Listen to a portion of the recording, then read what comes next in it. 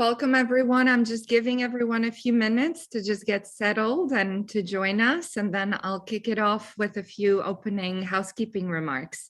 Thank you for joining us on day 3.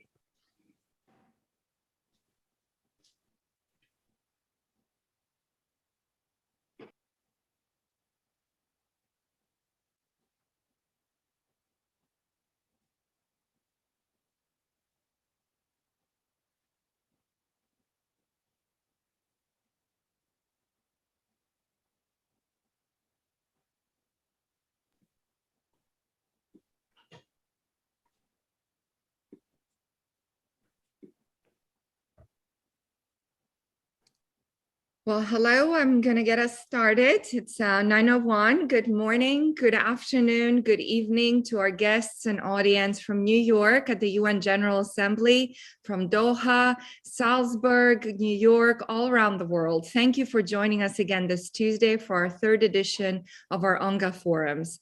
My name is Anna Rold, and I am the CEO and publisher of Diplomatic Courier and your host for today's forum, which is the 3rd of 4 that Qatar Foundation, in collaboration with the permanent mission of the state of Qatar to the United Nations, and Diplomatic Courier are hosting in light of UN Global Goals Week. So some quick housekeeping items for today. The sessions from the past 2 days are now available on Qatar Foundation social media channels. Just like Sunday and Monday, today and tomorrow, you can join this webinar live from Zoom webinar, where you, as a registered participant, you can interact directly with our moderators, our hosts, and our speakers, or on live stream on your favorite social media channel, Facebook, LinkedIn, or YouTube. If you've been with us in the previous sessions, by now you know the reasons we're convening this interdisciplinary group of leaders from the UN, civil society, business, and technology, and today as well as youth leaders. The problems that humanity faces today are not the problems we faced when the UN was established after World War II. Indeed, our challenges transcend borders, and so our solutions will no longer come from the power holes of New York, Washington, and Brussels, but every corner of the world. So wherever you're joining us from, we would love to know where you are and how we may be able to answer your questions and pose your comments to our speakers. Also, do let us know how you're working towards solving the UN SDGs. We've had such rich conversations on the webinar as well as on social media during our live streams, and we encourage you to continue to do so. Our speakers and our hosts are reading every comment.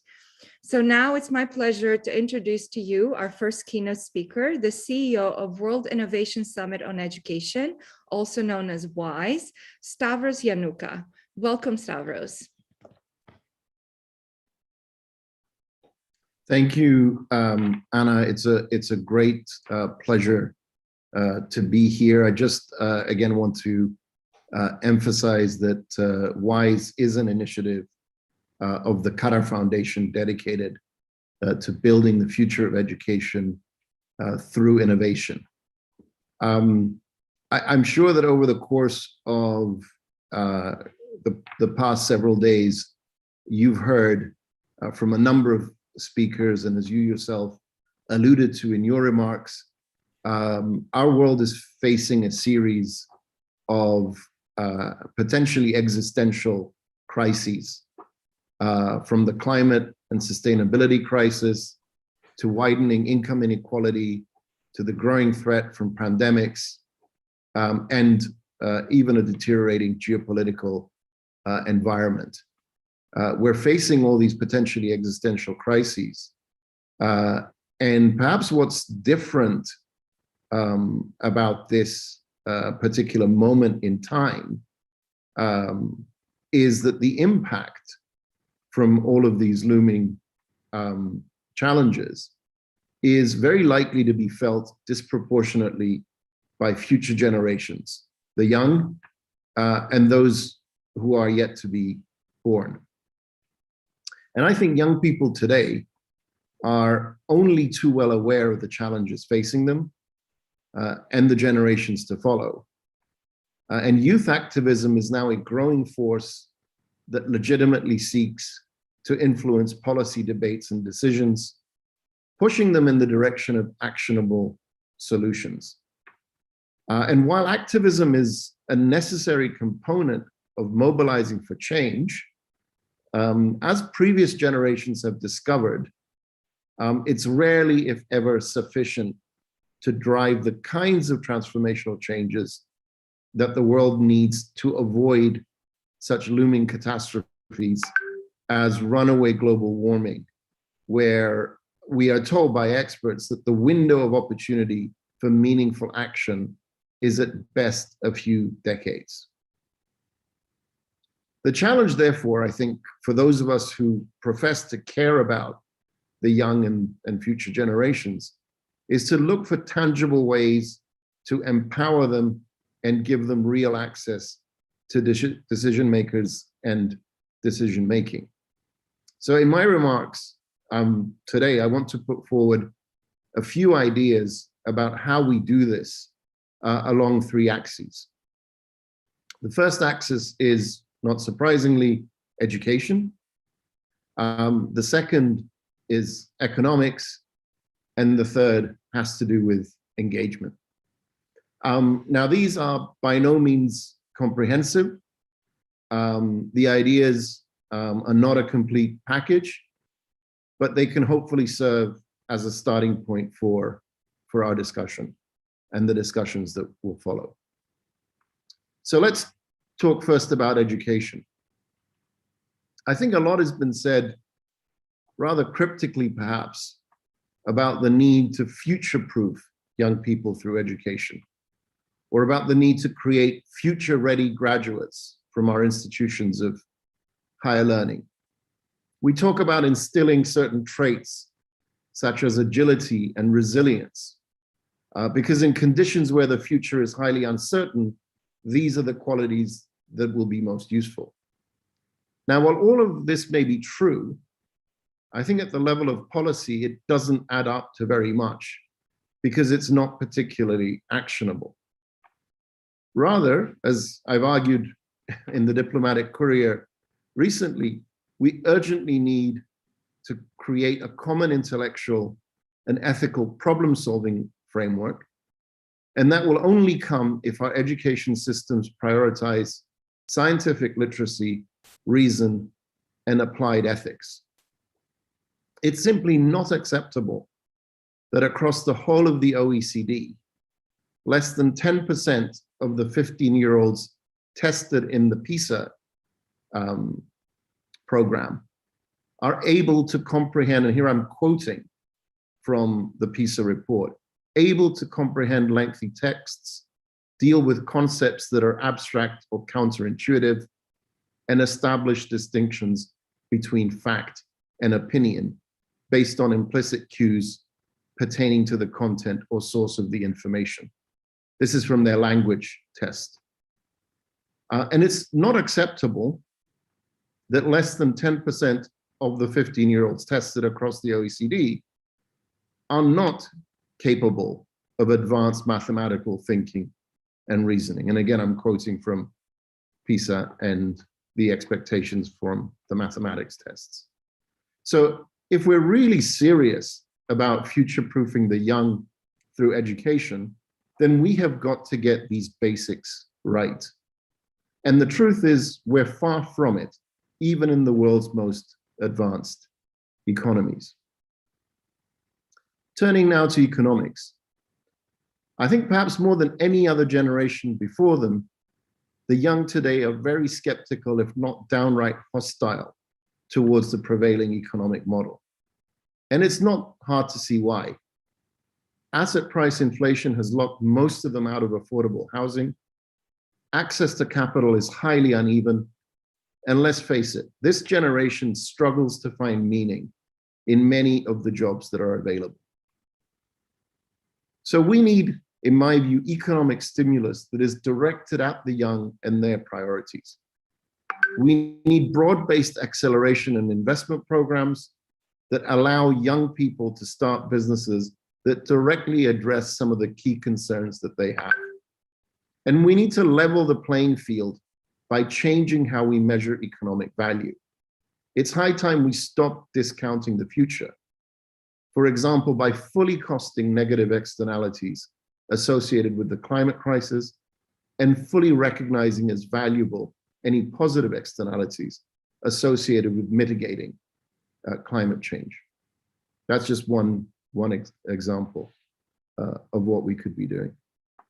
Finally, engagement. Young people actively need to engage with the international body politic beyond taking to the streets. Bodies like the United Nations and its constituent agencies need to take the lead in facilitating that engagement and giving the young a real voice in decision-making that goes beyond invitations to high-profile activists to occasionally address world leaders. We need to give them a seat at the table and an opportunity to help set the agenda. And here I want to borrow an idea. This may sound funny to some of you, directly from science fiction, and the author Kim Stanley Robinson, whose recent book that was published less than a year ago, entitled The Ministry for the Future, envisages an intergovernmental agency established specifically to advocate for and protect the interests of the unborn. I think we need something similar to represent the interests of those under the age of 25 and those who are yet to be born. And look, perhaps it won't start as an intergovernmental agency, but as a global movement supported by some of the world's leading universities and NGOs whose mandates specifically focus on areas of particular concern for the young, issues such as the climate crisis. Look, at the heart of all of this, I think, are a series of profoundly ethical questions, such as what is our obligation to future generations, and do future generations have rights that deserve to be protected? I believe the answer is yes. Future generations have the same fundamental human rights as we do, and it is our obligation to protect them. Thank you for listening to me. Thank you, Stavros. If I don't remember anything else, I'll remember a ministry of the future for the next generation. Thank you for the platform that you and WISE have provided to youth voices. And it's now my pleasure to introduce to you Roya Mahboob, the CEO and founder of Digital Citizen Fund, who will also give us some opening keynote remarks.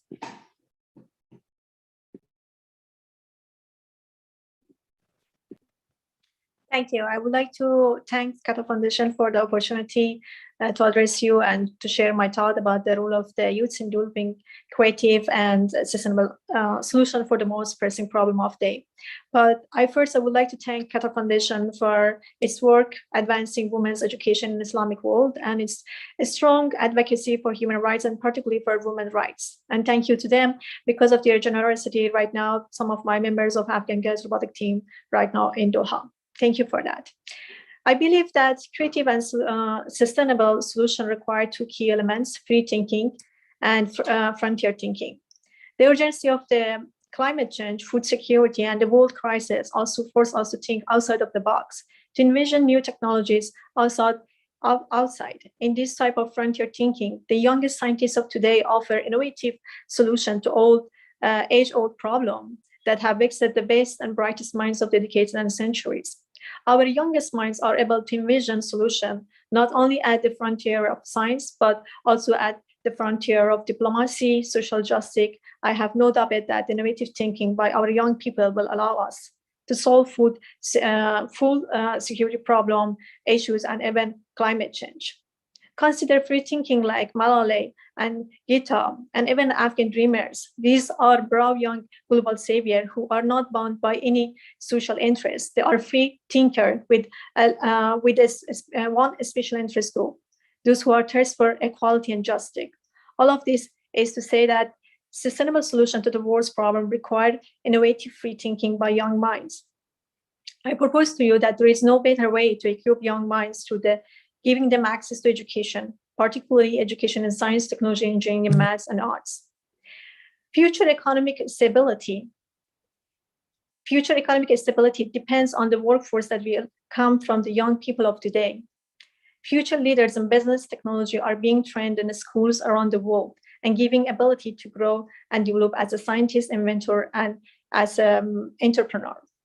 Following whatever life path that they decided, technology is a crucial part of their success and a venue that they trend to become the sharing whatever the idea they have for the world. Yet with the greatest advances that have been to establish equal opportunities and gender equality around the world, developing nations and conservative countries, is still a struggle in providing access to education and quality of education and technology to the young people.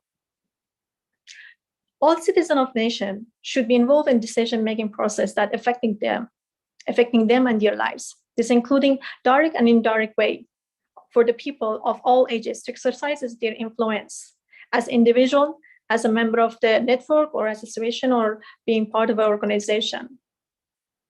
Youth participants can be understood as active involvement of young people in decision-making process that would affect the environment and the places that they are living. Both formal and informal engagement of youth can be beneficial to have a resilient democracy. But I believe that STEM education will play a central role in education across the global, impacting national economies and global economy. STEM component is the key to higher productivity, technological adaptation, and research-based innovation. Youth must have access to the study and learn about how to become innovative, learning about technology and scientific fields that they are changing today's world and laying the foundation for tomorrow's future. Without this access, they risk underachievement and danger outcome that threaten nations' capability to compete globally. To become a sufficient player in the global STEM sector, countries must provide their youths with the high quality of education and tools that they needed to thrive in technology-based of today. Thank you. Thank you, Roya, for the amazing work that you're doing and for also providing all these opportunities and platforms for young Afghan girls, but also youth around the world. You're truly an inspiration, and it was just such a pleasure having you today and also meeting you a few years ago in Zurich and getting to know you more then. It's now my pleasure to introduce to you our moderator, Dominic Register, who's the Director of Education Programs at Salzburg Global Seminar, and lucky for me, also a contributing editor with Diplomatic Courier. The following discussion will center around how we can build more progressive education systems capable of empowering us to become more involved in climate action, focusing on youth and their role in decision-making. So it's now my pleasure to introduce to you Dominic and allow him to introduce his panel and the discussion today. Thank you. Thank you very much, Anna, and let me add my welcome to everyone joining us on Zoom, on LinkedIn, YouTube, and Facebook. We have a really exciting panel for you over the course of the next hour and 20 minutes. So joining Stavros and Roya in discussion are the leaders of two absolutely remarkable organizations that work incredibly closely with young people and do an awful lot to use their power and platform and influence to bring young people into a decision-making space, which is very much the focus of our discussion today. So I'm delighted to be able to welcome Danielle de la Fuente from the Amal Alliance and Manjula Dissanayake, the CEO and founder of Educate Lanka, into this discussion as well. So the way we're going to use the time that we have with you over the next hour and 10 minutes, hour and 20 minutes, is I will ask Manjula and then Danielle an opening question, and then bring Stavros and Roya back into the conversation, and they'll each take 4 to 5 minutes to answer that question and introduce their own organizations a little bit as well. And we'll then move into a discussion between the 5 of us. I would love to be able to bring in as many questions as possible from the audience across whichever platform you're joining us from. So please feel free to post questions in the chat or comment sections, and the WISE and Qatar Foundation team are going to, I know, do an amazing job of synthesizing those questions and getting them to me. Equally, if our conversation reminds you of resources or reports or links that you've seen which you'd like to share with the wider community, then use the opportunity that this discussion provides to share those information and resources, because I know they'll be much appreciated. To kick things off, Manjula, I'd love to turn to you first, if that's okay. And I first learnt about the Educate Lanka Foundation because of some of the global citizenship work that you were doing. And the whole global citizenship arena provides a really important skills development opportunity for young people that I think, help to equip them take their place in these decision-making type conversations. So I would love to learn more about why you focused on global citizenship and some of the initiatives that Educate Lanka are supporting, if that's okay. Thank you, Dominic. Good morning and afternoon, evening to everyone. Wanted to start off by thanking the Qatar Foundation, WISE and Diplomatic Courier for this opportunity, and Stravos and Roya for the opening remarks.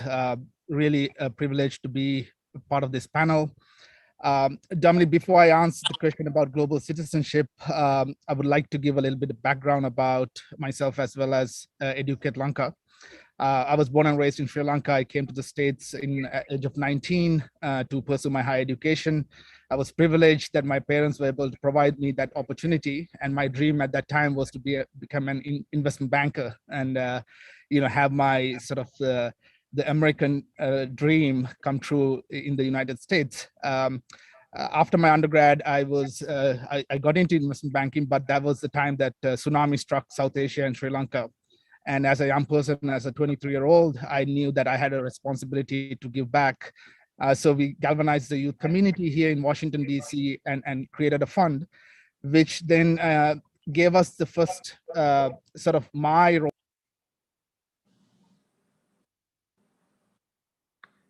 You've muted Manjula mid-sentence, sorry. Oh, sorry, sorry about that. So as a young person, that experience with tsunami allowed me to really realize the role as a global citizen, as a young person that can play, that turned into the idea of looking at some of the issues that our country, other fellow youth and young people were facing in Sri Lanka, which was access to quality education. While we had a universal education system, my mother being a teacher in a rural school in our community, I knew that not every student had an equal access to a quality education that I was privileged to have. Because of this reason, we realized that we could play a role in addressing this. And that idea turned into the idea of Educate Lanka, which is initially an idea to fund underprivileged, marginalized students so that they could remain in school without having to drop out and afford to stay in school from secondary all the way through higher education. And we created an innovative platform, an online-based platform to connect these students with Sri Lankans living outside, like myself, who would be able to fund their education through long-term micro scholarships in form of direct cash transfers. While this started off and really we witnessed the impact, I decided my sort of calling is no longer in investment banking. So I decided to go full-time with Educate Lanka about 10 years ago. While sort of looking at our impact more deeply, we realized that there's actually another gap that is really critical for Sri Lankan, the young people, not just in Sri Lanka, but globally, which is the learning gap and the skills gap. And we realized that because of our model, the interventions where we spend up to 12 years with a young person, we had the real opportunity to provide a journey of learning opportunities for these young people so that they would not just be able to afford an education in the classroom and get that academic qualification, but they would be able to acquire the skills, the competencies and values that are required by not just by the workforce today, but the society and the world as a whole. And this is when we decided to look deeper into what are these skills that young people require today or the future. And this is when we got introduced to global citizenship and social emotional learning. These are the foundational, durable, lifelong skills that allow a person to really discover themselves and build their technical skills or technical competencies on top of them and be able to really maximize well-being and happiness instead of acquisition of knowledge and getting a degree or academic qualification that really restrict them into a very narrow path. So we introduced global citizenship to Educate Lanka about 5 years ago. And we really thought that this cannot be restricted to a classroom, because then it's going to create that inequity and exclusion that the education system has. So we created a model that is multi-stakeholder through a hybrid pedagogy, where we would use curriculums that are online, that are self-learning, that are provided in person, that are virtual, and these are accessible to anyone outside the classroom. And this is where we brought the private sector, the industry, the employers into our interventions. We brought organizations and our global partners into this so that we can provide that global exposure. And through this, we are also connecting our Sri Lankans living outside to provide them with that global perspective.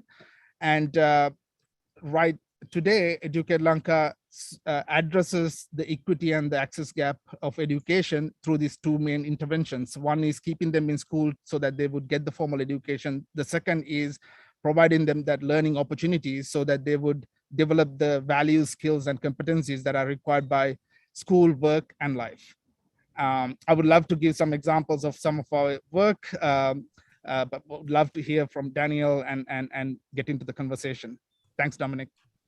Thank you. I wonder if I could just ask you a quick follow-up question just about ways in which you use the work of the foundation to actually bring young people into a decision-making space. And do you see, the investment that you make in social and emotional skills, or in life skills, or global citizenship skills, pay dividends in terms of the quality of input that you get and the different spaces that you hold to bring young people into a decision-making zone? Yeah, absolutely.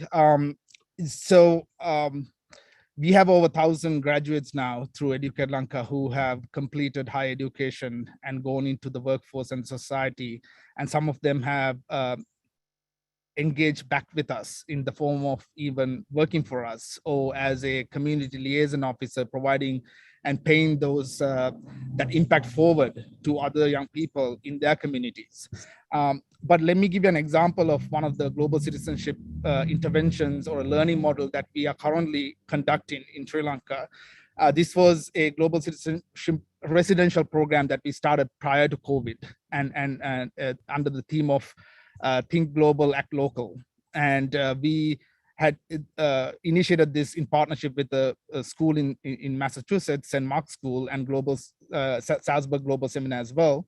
But after COVID, we realized we couldn't no longer do the residential sort of intervention and take it virtually.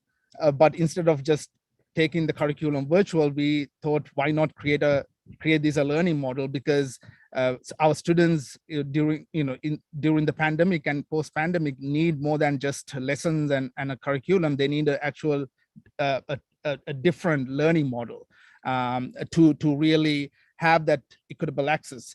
So through this program, it's a year-long program where they get training by industry partners and professionals on foundational skills, social emotional learning skills, and leadership skills.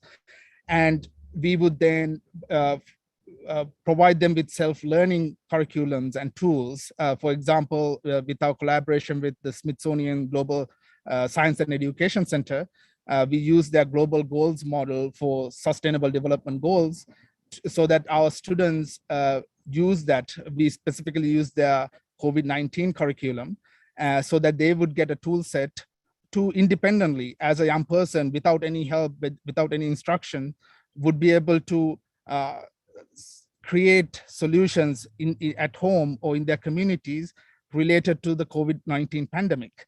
And then we introduce them to design thinking methodologies and other solution design methodologies and tools, so that they would identify a local issue, a community issue, or a personal issue, and design a solution that is globally relevant. So, for example, our students have looked into issues of mental health during the pandemic. How can I release the stress that my mother is facing at home during the pandemic? And the solution would relate to addressing mental health issues during COVID-19. And another example is someone's looking at how would you recommence Sunday school at the church, which got destroyed by the Easter bomb attacks back in 2019? And they would look at how do we, in related to that, they would look at how to prevent violence in youth and extremism through the skills that they're learning. And on top of that, we connect them with global coaches and peers who would mentor and give a global perspective into their solutions. So if you take this intervention as a whole, we are bringing the private sector, the global partners, global institutions, global curriculums. We are bringing perspectives and knowledge transfers from outside their communities, which they would not have without these interventions because of the rural and the marginalized backgrounds they're from. And through this process, they would learn these foundational social, emotional, durable skills and have that global perspective so that they put those into action. So it's not just about acquisition, those knowledge, sitting in a classroom or watching a video, but they would really transform and convert those into action and design solutions and actually implement them. So we actually provide them with mini grants to actually then take these ideas forward and implement them. So they would learn about business planning skills, entrepreneurial skills. And for example, our partnership with the Cisco Labs, one of the leading IT firms in Sri Lanka, they conducted training on how to navigate and face uncertainty and plan for risk management.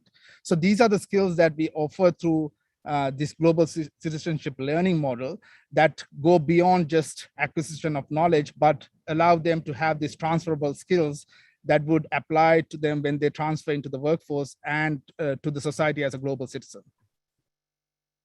It's fantastic. Thank you. I really love hearing you talk about it and how you describe, because there is a responsibility that comes with opening up the space, and you need to make sure that the people you're inviting in have had the opportunity to develop the skills that are going to enable them to give a good account of themselves and get the outcomes that they want. And I think you do that remarkably. We had Carol O'Donnell as one of the panelists on Sunday, who talked about, I think, a program which connects with some of what you're doing, and this idea of the triangulation of knowledge, practical application, and then the social and emotional skill set that you need in order to implement that.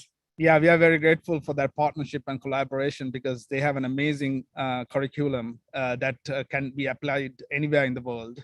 A young person could just be trained on self-learning, which is very critical during the pandemic. Yeah.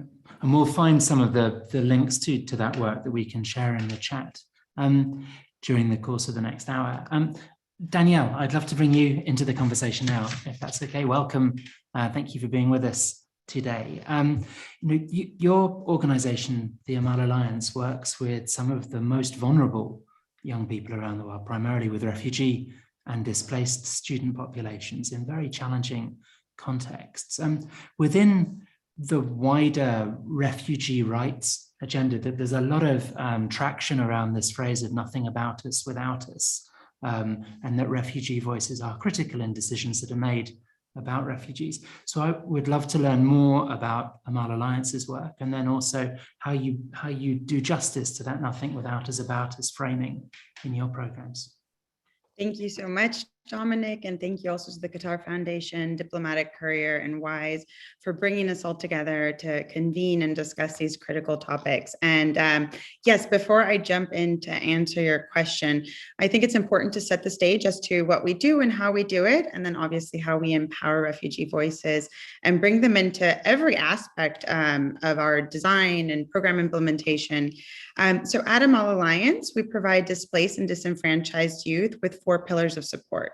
So we focus on psychosocial support, social emotional learning, early childhood development, and peace education. And we work with children in 2 different age ranges. So we have the early years, looking specifically at 3 to 6, and then the primary age school children, 7 to 12. Prior to COVID, we were working predominantly in refugee camps and informal settlements in Greece, Lebanon, and Turkey. But with the pandemic, that actually shifted. We started leveraging technology to reach a much wider audience, and have now started programs in Uganda, Bangladesh, and our content is also being used in Colombia, India, and many other locations. And I think the question that you asked is just right on the dot, because really nothing about us without us. How can someone just come in and say, okay, well, I think this is what you should be doing with your life? You really need to meet people at where they're at and what the needs are. And so even just the story of how Amal began, when we first had our first program in Greece, it was really based off of what did the children need? What was missing? So Greece was an example where they had limited access to education at the time, and they were stuck in some of these camps for extended years. And so at that point, they become sitting ducks to all sorts of security risks, whether it be human trafficking or exploitation, child labor. I mean, the risks just go on and on and on. So what we wanted to do was provide them with the foundational skills they needed to succeed. So even if they maybe did not have access to a formal school setting, at the very least, they could get their social and emotional skills, their interpersonal skills, and all of these life skills that they would need to take with them on their journey. So we worked in non-formal settings. A lot of our teachers actually are youth themselves. Let me clarify, they're usually in their early 20s, but I think they still qualify. And so we would tap into the refugee population, train them, and then they would impart our curriculum and our content. And so this really gave voice to the younger population to come forward, become teachers, find purpose, also a livelihood, as oftentimes there weren't a lot of economic opportunities. But at the same time, we would bring in the parents and the families and really understand, okay, well, we're providing a setting where we use many different methodologies to teach these skills, but then they go home and these children have survived horrors of war. They're dealing with trauma. They're dealing with toxic stress. So we really need to understand what are the environmental factors, where they're coming from, where the journey is, if their families are on board, because if they're learning certain skills in one location and then going back and then in a perpetual state of trauma, you really kind of need to meet them where they're at. So we have a very strong feedback loop where we survey not only the teachers and the organizations that work with us, but also the child and the families. And so this really creates sort of a 360 circle of feedback, because we can take the data that we collect from the families, from the child, from the teacher, and start piecing together what is missing from the content. And I forgot to mention, so we use different modalities. So we incorporate kids yoga, mindfulness, play, dance, basically anything fun, reading, writing. And it works best if there is access to a formal education system. So I'll give an example. For instance, in our program in Lebanon, our children were learning the content of the social emotional skills and everything that complemented the formal education system. And so in Lebanon in particular, they were using the UNICEF basic literacy and numeracy classes to test into the formal system. But at the time, a lot of the classes had a huge retention problem. But the kids really enjoyed our classes. They were engaging, they were fun. So we noticed that if we combined our courses with the BLN, then at that point, the children were returning to the basic literacy and numeracy program that would allow them to test in. So what was very, very clear was that by learning these social and emotional skills, obviously through really engaging content, their learning outcomes were improving, and it was setting them up on a track to success where they would be able to test into the formal education system, and then obviously be able to continue on their learning journey. So I think before I continue with that, nothing about us without us is really just integral to our core. We bring in, the youth, the families, the refugee population, in every aspect of it, even when it comes to the content itself. So Bangladesh was a great example. We piloted Colors of Kindness, one of our programs in Bangladesh during the pandemic. And we were able to localize it and, really adapt it to the culture. But even some of the activities weren't as engaging as maybe another one. So we use mindfulness to teach breath work, and we love to use superheroes. So we were inserting Wonder Woman, and Wonder Woman didn't really apply. The children weren't connecting with Wonder Woman. It didn't really apply to their local context. They were in the Rohingya camps. And so we heard back from the kids and the parents of other sort of, figures that we could use. And we were able to tweak the content, improve it. So it really just kind of creates this continuous circle of improvement. Thank you for sharing all of that. I mean, it's absolutely incredible work. One of the things I'm really interested in is because most of your work is with younger children, so you said pre-primary and primary age, and how do you, and this is a question which has come up from an audience member as well, is how do you get meaningful contributions from children that age? I have a 2-year-old and a 7-year-old, and I struggle to get meaningful input from them in many different ways. So we would love to, when you're canvassing opinion and buy-in from children that young, what approaches to use? This goes back to emotional intelligence. So if you can strengthen a child's emotional intelligence where they can, one, start identifying what they feel, then they can put meaning into what they feel, because you can be angry, you can be frustrated, that's fine, but it's how you deal with the sentiment and how you manage it and communicate effectively is where you start expressing yourself more vividly or better. And so with the 7 to 12-year-old, it's usually quite easy because they're at a point where they're really starting to understand their world. They're starting to identify what they're feeling. And when we start teaching about different emotions, they start learning that there's a whole spectrum of emotions outside of happy, sad, mad, glad. And they start thinking, okay, well, maybe I'm anxious, or maybe I'm just sad, or maybe I'm really excited today. And so once they start articulating that, then they can actually tell you and articulate their needs better. Now, with the little kids, it's a little bit more complex, but because they're still kind of navigating language and just all those different aspects of communication. And so what we do is we do this in various formats. So drawing is a wonderful, wonderful way to gauge how children are expressing themselves and connecting with others and their environment. And so we really do spend a lot of time using art therapy techniques so that children can begin to express themselves, and the teachers and the families can start to interpret that and measure, okay, well, what are these drawings saying? Now, we also have this tool, which we love, which is the emotional thermometer.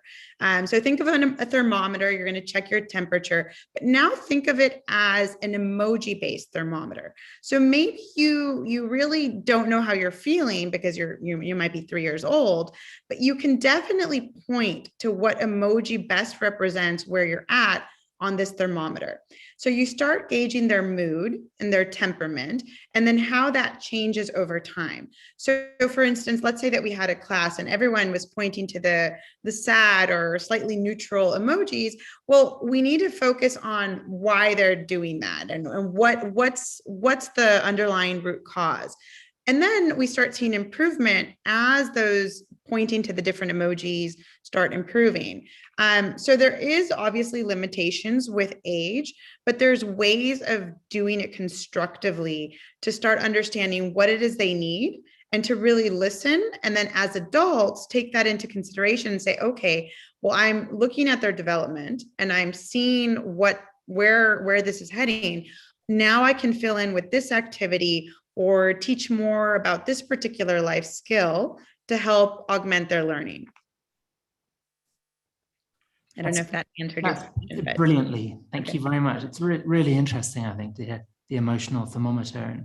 And it reminds me of some of the work that Mark Brackett and others have done as well with the mood meter for slightly older children or for adults. And that idea that emotional intelligence and emotional understanding is the kind of bedrock of so much effective communication.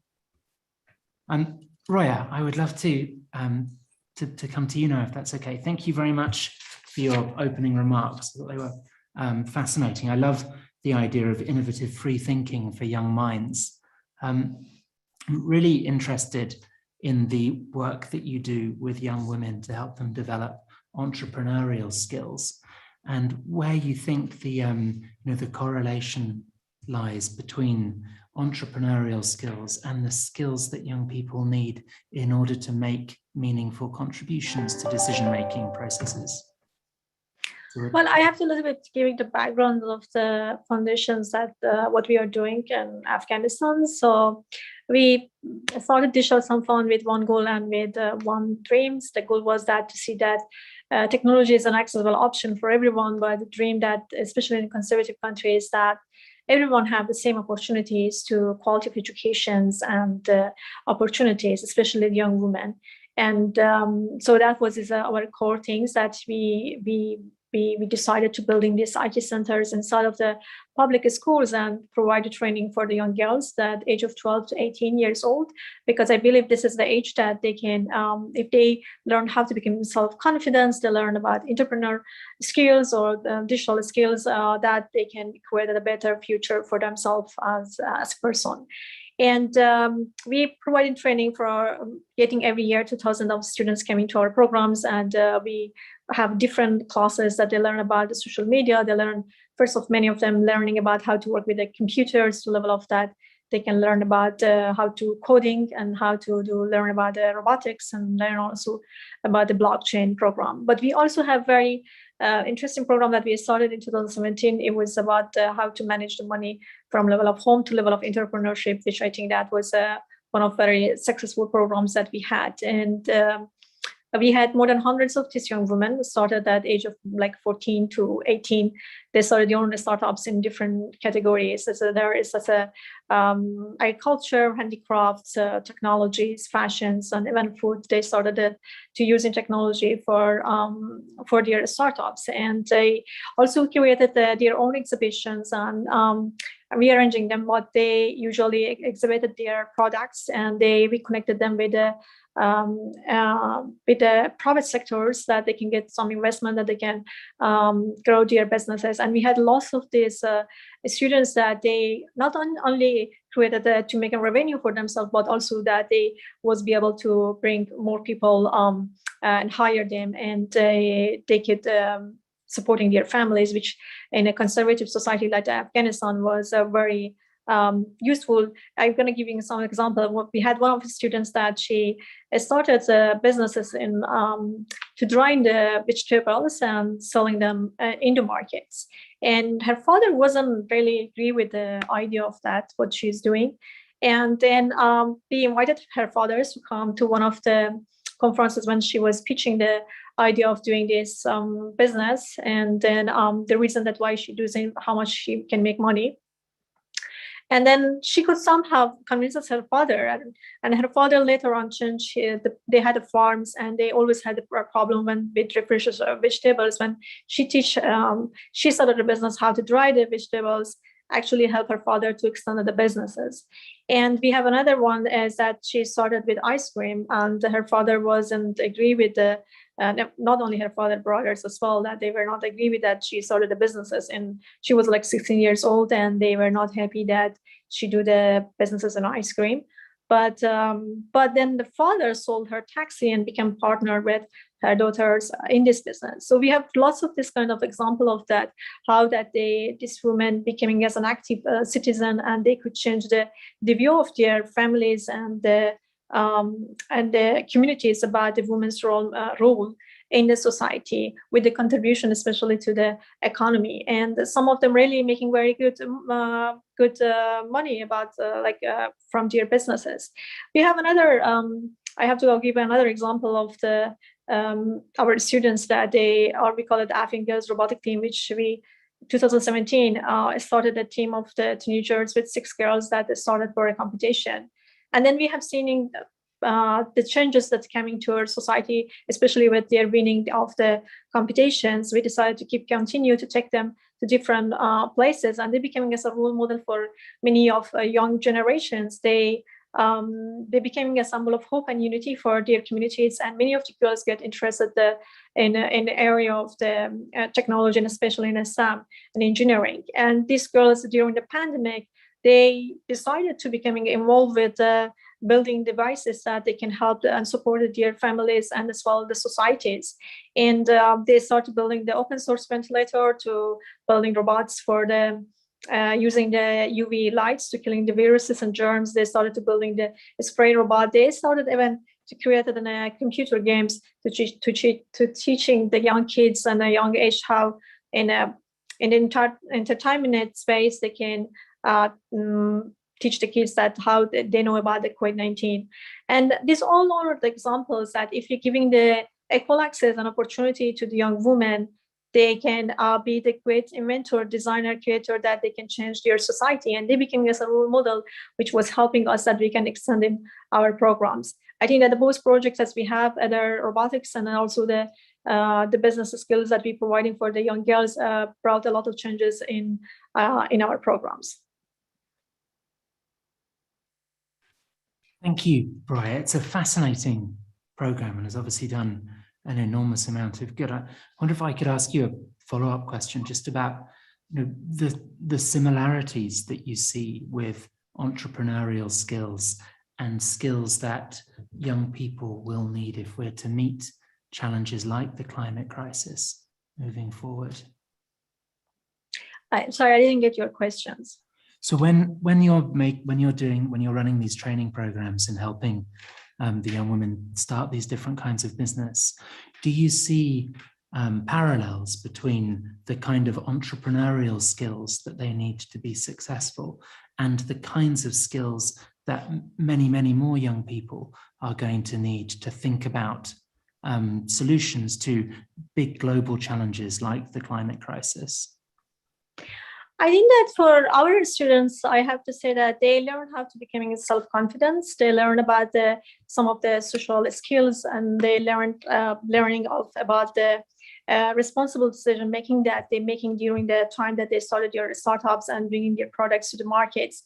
And I think that also they learn about social awareness, which is all like component that make them to be successful in their business. But also for them, I think that they're learning about new technologies that they can use in their innovative technologies and innovative approaches for their projects on productivity was allow them to have more productivity in their businesses. That's brilliant. I love that kind of combination of self-confidence, responsibility, and social awareness. And I think this is a topic that I'd love to return to with all of the panelists in a minute as we think about the kinds of training that our different organizations offer and how those map on to the skills that we anticipate will be needed in the future. But before we get onto that topic, Stavros, I would love to bring you back into the discussion. Thank you very much for your opening remarks. I think everything you said about this being a moment where great intergenerational responsibility is needed was absolutely true.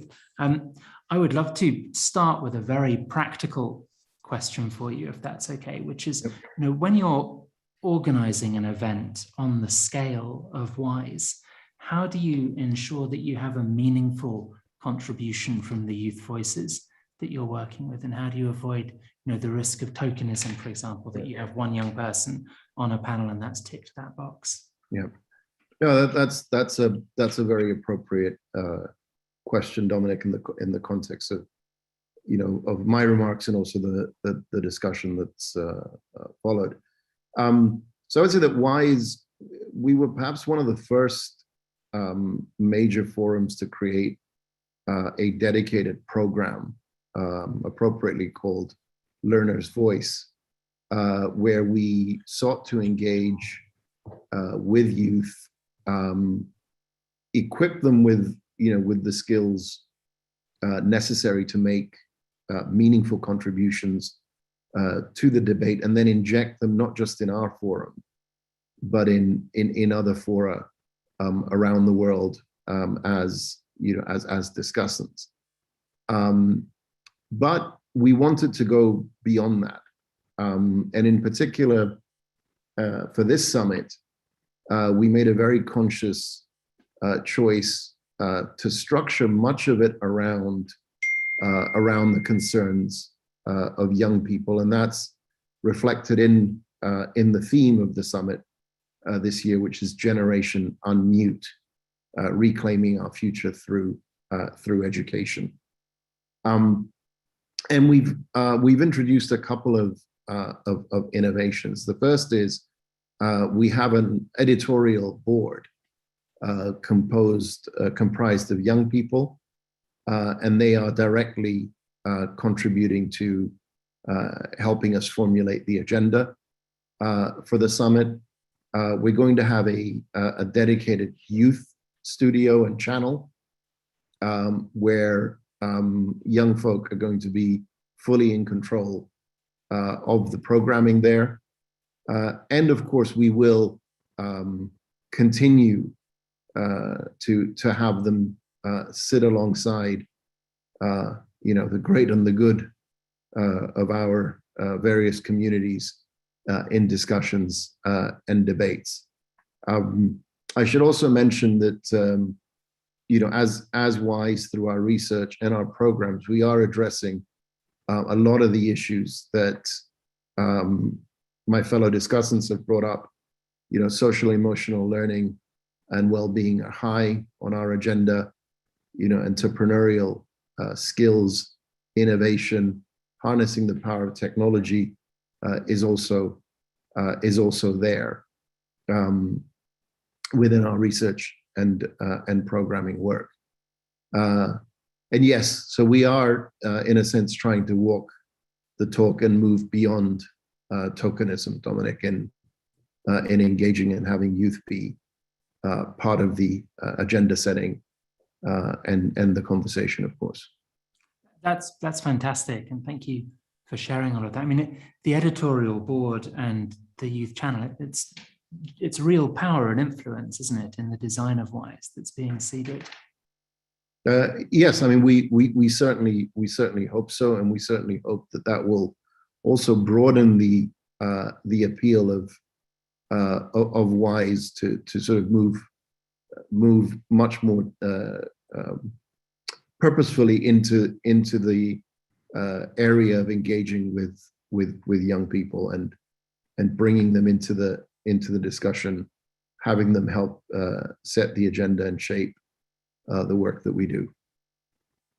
Brilliant, thank you. I'd love to bring everybody else into the discussion and really come back to the question that I asked Roya to get all of your thoughts on the critical skills that you think all of us of our generation have a responsibility to help young people develop so that they can take greater advantage of the opportunities and the power that we want to see them in. Stavros, you talked a little bit about some of the work of the Learner Voice initiative, but if you had to get quite granular about it, and this question is going to come to Daniela Manjula in a second as well, if you had to list a couple of the really critical skills where you think education organizations need to invest in order to help young people take advantage of these opportunities, what would you prioritize? Well, I was quite, I think, explicit in my remarks and in the editorial that I wrote for the Diplomatic Courier, the current edition that's just come out, in really saying that we need to emphasize scientific literacy, we need to emphasize reasoning and applied ethics. And I say that because for the first two, I have a very real concern that we are failing across the board at some pretty fundamental skills and knowledge areas. And it's the literacy, numeracy, scientific literacy domains that I think are crucial, not just because we're going to need more engineers and more doctors and innovators in the years to come, but also because I believe that these domains provide a common foundation around which we can communicate and build consensus and problem solve. Now, that's not to say that I don't value or consider important things like social emotional learning. Of course, they're critical. However, again, if we are to think in terms of priorities as an education community, and again, I don't want to harp on too much about the PISA scores, but they really are quite concerning if you dig deep enough into the numbers and into the variability, and you see that really, even in the most developed countries of the OECD, we are looking at 75% of those tested scoring at level 3 or below out of 6. Now, I don't know, that's, if we translate it into letter grades, that's a D, right? I mean, are we really satisfied with that level, of attainment coming out of some of our most developed economies? And let's not, that doesn't even begin to scratch the surface of what's happening in many developing countries that don't have anywhere near the resources, where again, we know that sort of functional numeracy and literacy are at very low levels. And so, look, numbers don't lie. And, and I think we need to tackle this head on.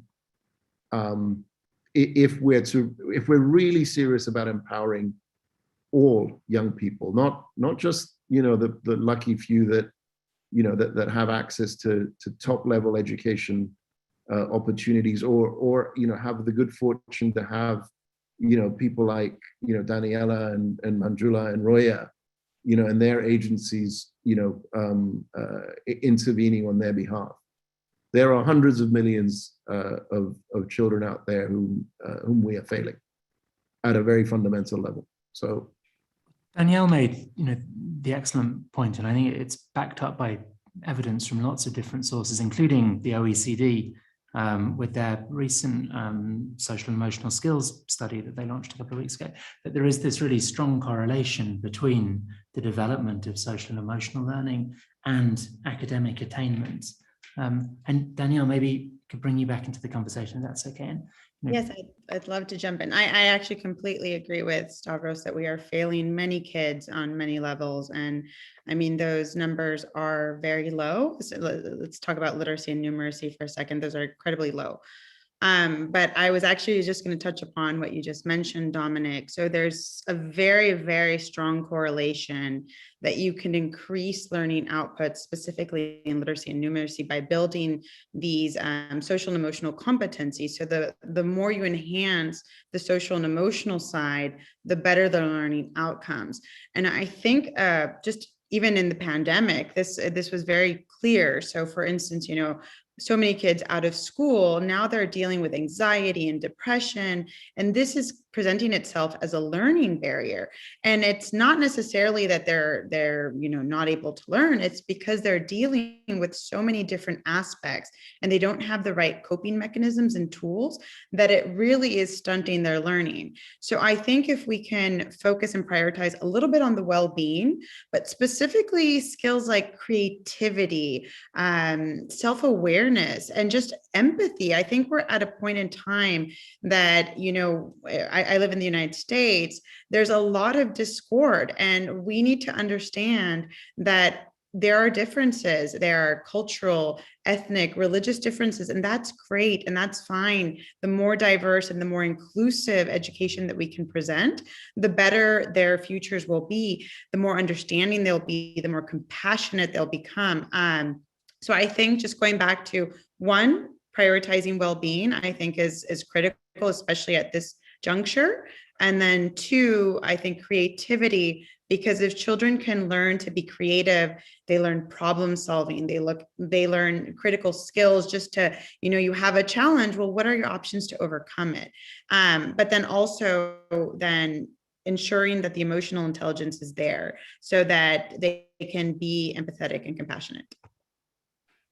Right, thank you, Danielle. Roya, I could see you nodding when Danielle was talking about creativity. Is that an area of that you spend time working with young people around? You're muted, I'm sorry.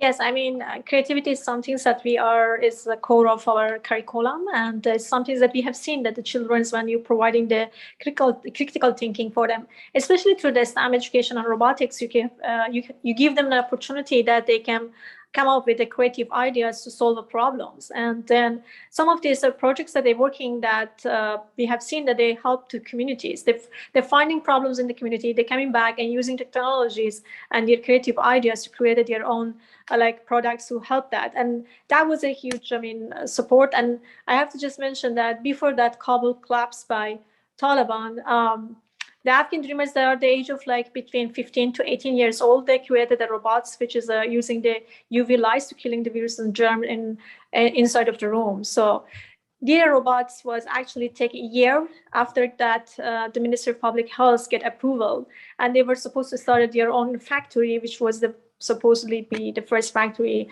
of robotics that the young girls are involved in Afghanistan. So I think that if we engage in the mathematics and high quality of education and STEM at a young age, we can bring the changes no matter where the kids could be. And education in STEM subject, especially for the girls, will unlike multi-generational potential in nation, but particularly in the countries that are recovering from the conflict.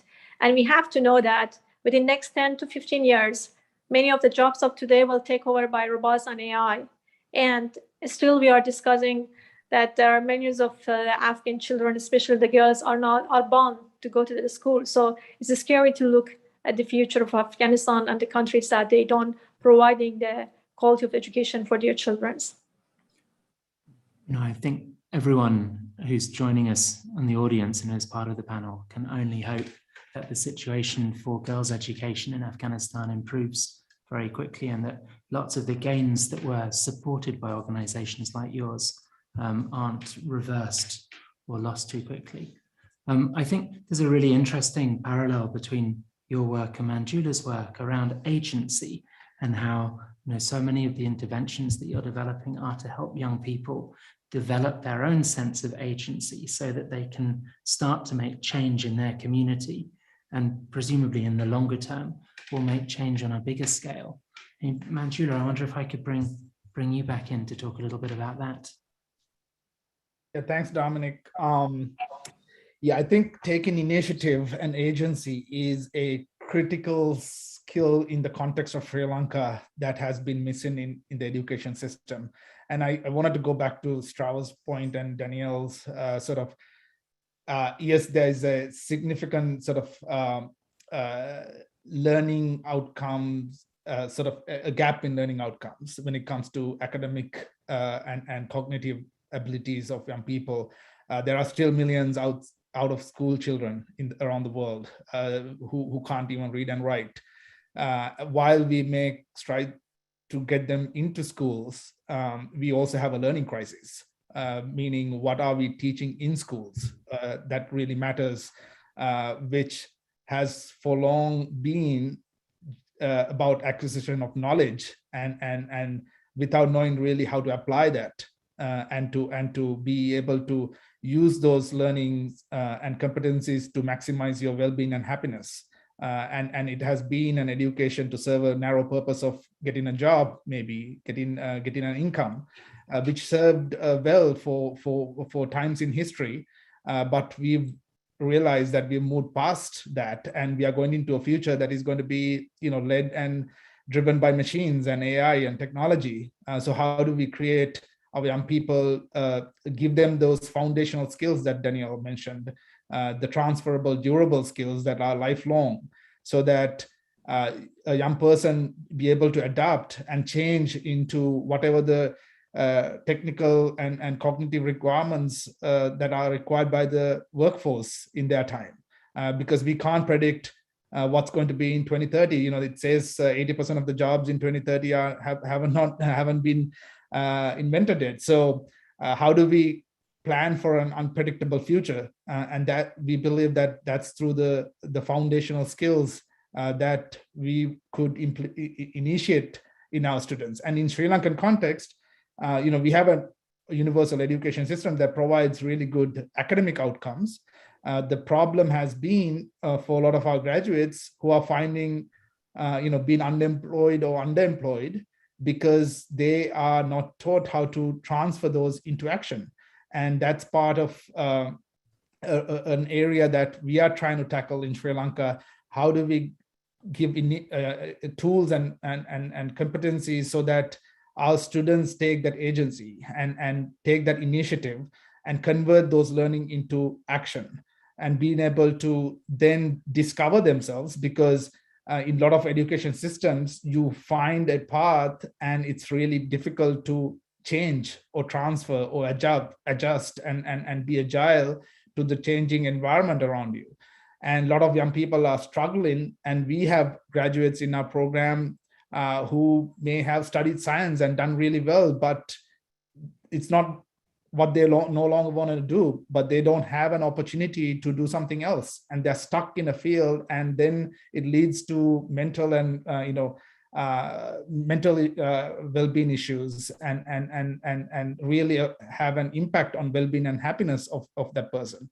So through the learning that we are providing, that's why a lot of our learning is project-based, activity-based, action-oriented, so that they're not just learning, but they're actually transferring them into action, so that when they go into the society, they are able to face that uncertainty, being able to manage the risk of uncertainty and changes, not just in their workforce, but also in their lives. And COVID-19 is a perfect example of how do we as a society adapt to that change and be able to be resilient and navigate through the challenges that we are facing currently. That's I absolutely agree, and there's something really compelling, isn't there, about the skills that are needed to create a culture of interdisciplinarity that can help people move across disciplines and apply insight from one area of life to another. Stavros, you raised a virtual hand. Yeah, no, thanks for giving me the mic. No, I think everything that's been said is legitimate, and I'm certainly open to sort of being persuaded that social emotional learning and well-being ought to be considered a core and fundamental skill. But to some of the issues that Manjula has raised, I think we're maybe talking across each other a little bit, in the sense that I absolutely agree that knowing what to do with the knowledge that you've acquired, is important, to avoid the kind of pitfalls that that Manjula referenced. But again, your starting from your starting point is that you are working with people that have cracked basic literacy and numeracy, and therefore you can overlay these value-added skills and move them beyond the core. What I've been arguing is that we are failing at that very fundamental level. So there's not much that you can do in the world today if you are functionally illiterate and functionally innumerate. And I'm even arguing, even sort of baseline levels of knowledge, which is where the vast majority of people tend to be in these core skill areas. I mean, at the end of the day, language and numeracy, I mean, you can treat them as distinct knowledge areas, but I rather look at them as foundational skills. You can't do much without these in the area of education, and certainly not the way our world is structured today. And so, again, my call would be, let's make sure that the vast majority, if not all children, are able to master, the fundamentals. And I'm willing to sort of include, social emotional learning in that in that suite of skills. But only then can we start overlaying the rest, which I agree is absolutely important and necessary. I think that's something that we can all agree around. Manjuli, you mentioned COVID-19. This is really a question for all of you, but with your different areas of work, have you seen significant impact caused by the pandemic on this agenda? So how we bring, what we teach young people, how we teach it, and how we bring young people into a decision-making space. Has the pandemic shifted thinking about that in the short term or in the long term, do you think? Yeah, absolutely, Dominic. I mean, pandemic has been an eye-opener in pretty much every front and education has been in the forefront of that gap that we have felt through the social inequalities and iniquities. And in our work with our marginalized communities, it really had a significant impact because we weren't able to reach to our students in person, and access to technology, connectivity in a virtual learning environment is nowhere near where it should be to provide an equitable and inclusive access to learning for our students. And it has, initially it was viewed as a sort of a short-term, temporary sort of a gap that we need to fill, but now it's becoming more and more longer term and even permanent shift that we need to do. So when we created our previous pedagogies and curriculums, they were all hybrid, but through the pandemic, we had to literally go 100% virtual. And that means we had to start off by providing and building that infrastructure and connectivity with our students, because these are students living less than $2 a day and in post-conflict environments, in socioeconomically marginalized communities who do not have that access. So we had to create and design a intervention that first build that infrastructure and connectivity, and then work on pedagogies and curriculums that are hybrid, so that the learning for them can happen without that physical presence or within or restricted by four walls within a classroom.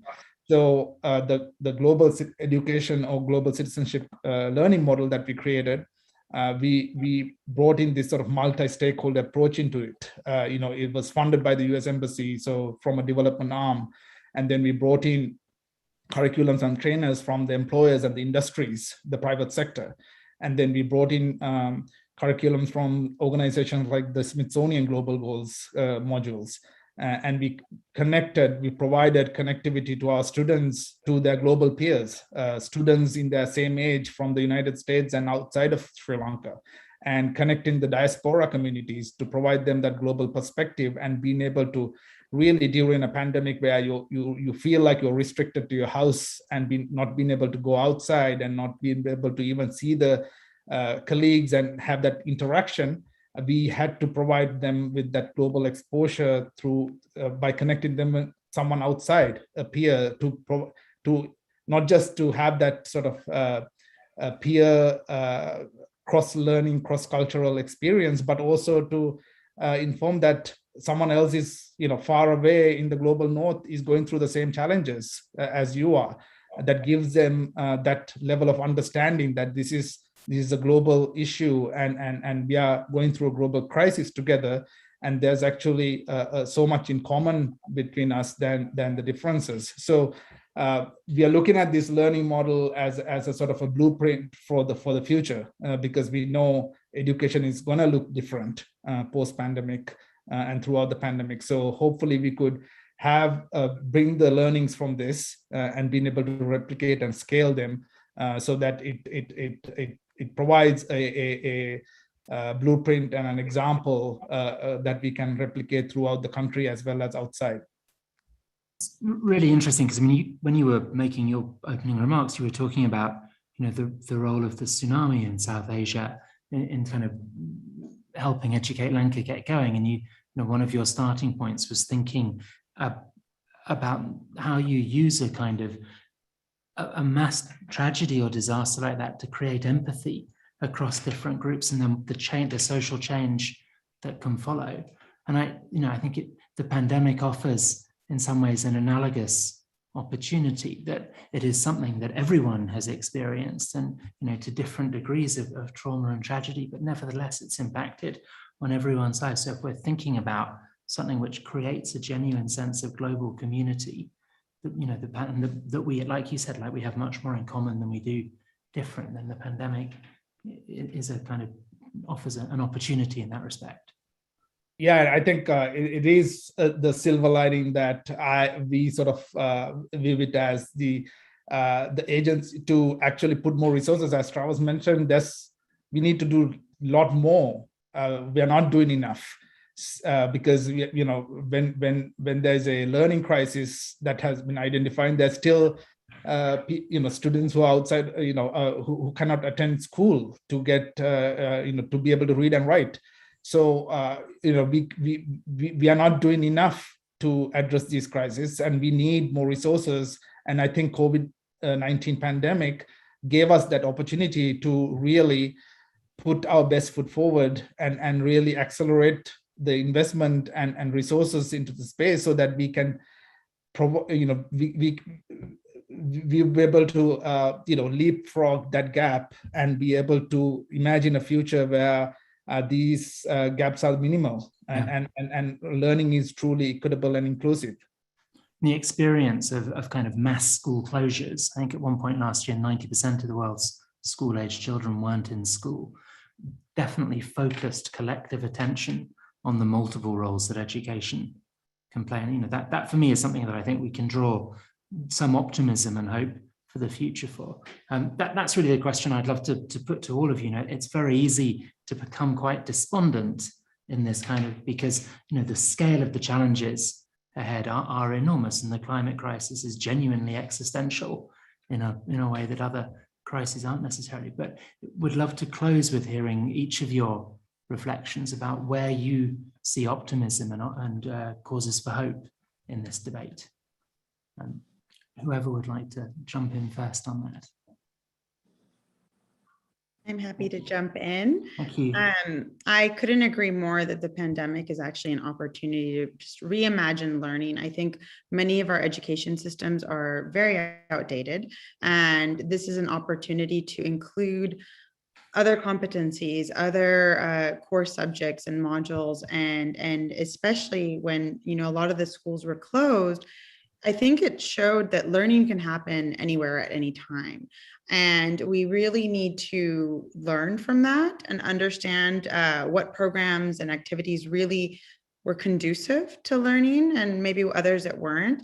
But I'm very hopeful that the fact that we've all sort of experienced this collective, pandemic,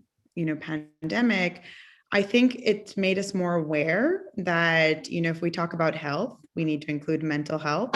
If we talk about well-being, we really need to see the whole person. And when we're talking about children, we need to look at their whole development. So really looking at more holistic education systems. And I would hope that our future includes those. Thank you, Danielle, and thank you very much for being with us on the panel today. Roya, would you like to come in next? Yeah, sure. I think that the youth is important because they are our future, and I'm sure that the younger generation of us can bring the social reform and can improve the condition of the society. And about Afghanistan, we have 27 million young population that they're living under 25. So they are 2/3 of the country, which I think that they grew up with an era of democratic, so the human rights and women empowerment. They grew up in an era that they using cell phones to get access to the information. So I'm still hopeful for the future of Afghanistan, because our younger generation deserve to have a better life, and they're going to build Afghanistan 2.0. And it's not only about the young generation about Afghanistan, but I think in general, I think that our younger generation are more creative, and they're using technology to solving the problems. And it's important for all the nations, especially developing countries, that today they should invest it on the STEM education, high quality of education, and they have to making sure that the secondary and the higher educations, that children have the access to quality of education, especially to technologies that they are transforming our world. Thank you for that, and thank you very much for being with us and for your opening remarks as well, Raya. Stavros or Manjula? Stavros, you've unmuted. Thank you.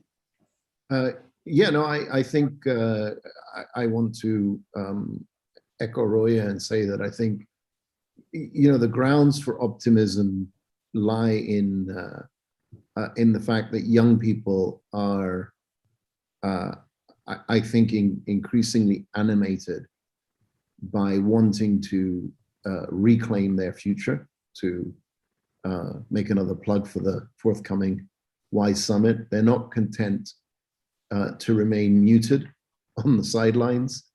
And I think those of us who care and profess to care about, young people and the future generation, owe it to them to empower and enable them to take a more proactive and meaningful role in helping shape and drive the solutions that we are desperately in need of, not just for the education crisis, but for the other crises that we have all spoken about. Thank you, and thank you as well to you for being with us, and best of luck with the hybrid summit coming up later this year. Manjula, the final word to you, please. Thank you, Dominic. Thank you for everyone's input and all the great questions as well. I think this has been a truly fascinating discussion, and really grateful to be able to share some of the work that we are doing in Sri Lanka, and also to learn from other places. And this is the sort of the experience and vision to address this global learning crisis and education crisis globally. I believe that, through the pandemic, we've come to a point of realization the perils of education and learning is not becoming truly universal. It has, even the universal systems, such as in Sri Lanka, have made us realize that they are not truly inclusive and equitable when it comes to including every person. And I think what the pandemic has shown is that what Danielle attributed to the learning being truly ubiquitous. It can happen anywhere. It doesn't have to be restricted to four walls within a classroom. It can be through virtual means. It can be through self-learning. It can be through in person and etc. And we have seen a lot of examples and case studies that would give us new hope to really bring those children and youth outside into a learning environment, and truly make that learning environment to serve a purpose beyond just acquisition of knowledge and getting a job. Really go beyond those sort of cognitive skills to allow them to maximize well-being and happiness. And I think we can all hope for that. And I think we need more resources and investment in this space. And I think with these conversations and organizations like WISE and others investing in this space, we can really move the needle to achieve those outcomes and goals. Fantastic. Thank you, Manjula. Thank you to all four of you for sharing your insights and expertise and giving us so much food for thought, but also causes for optimism. It's now my pleasure to introduce Aisha Al-Mudakha, who's the Director of Strategic Initiatives and Partnership Development and Qatar Foundation, who's going to help us adjourn today's meeting. And just before I pass over to Aisha, I'd like to thank Qatar Foundation and the Qatari mission to the UN and Diplomatic Courier for providing this space and this series. So Aisha, over to you for the adjournment, please. Thank you so much, Dominic. This has been such an inspiring afternoon, and good afternoon and good morning to everyone. Thank you for joining us today. Whether it's on Zoom or our social media channels, we are grateful for your participation and your feedback and your ideas. Today is the third day of QF at UNGA series. We have one more day of the forum, and we are hoping that tomorrow you will be joining us as well. We have been reflected on so many of the sessions today.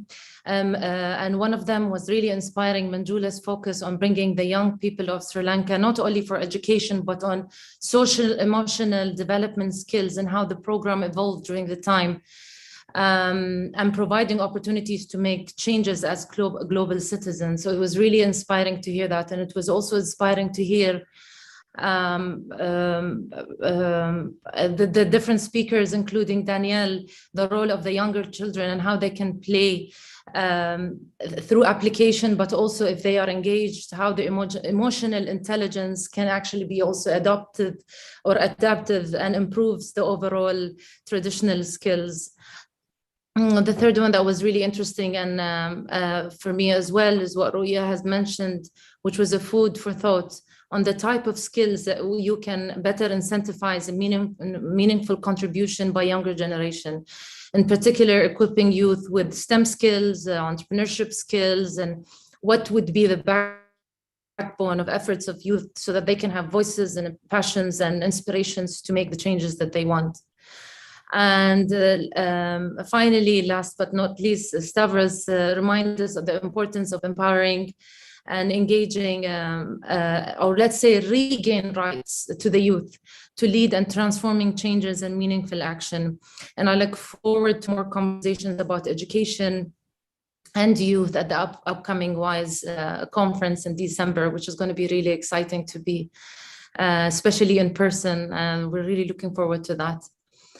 So hopefully we'll see you joining us for tomorrow's session at how digital credentialing and recognition system will be broadened the range of quality and learning opportunities. We'll hope that you will join us at the forepart of this the session for tomorrow, but also making the commitment of the SDGs, as it is a commitment for everybody, not just policymakers or different organizations. It's everybody's business. And we're hoping also as part of the overall All Road Lead to Doha or All Roads Lead to Doha campaign, which we have included this QF at Anga series. We're also going to be next week at the Youth for Climate in Milan, where we'll be featuring youth from around the world, but also from our QF communities who will be in different sessions across in partnership with Earth Day and Connection for Climate or Connect for Climate. And we're very, very excited to be there next week in Milan, as well as our participation in COP26 in Glasgow and finally in WISE 21. And there will be an opportunity to introduce TED in Arabic, which is one of our events that we have launched early last year.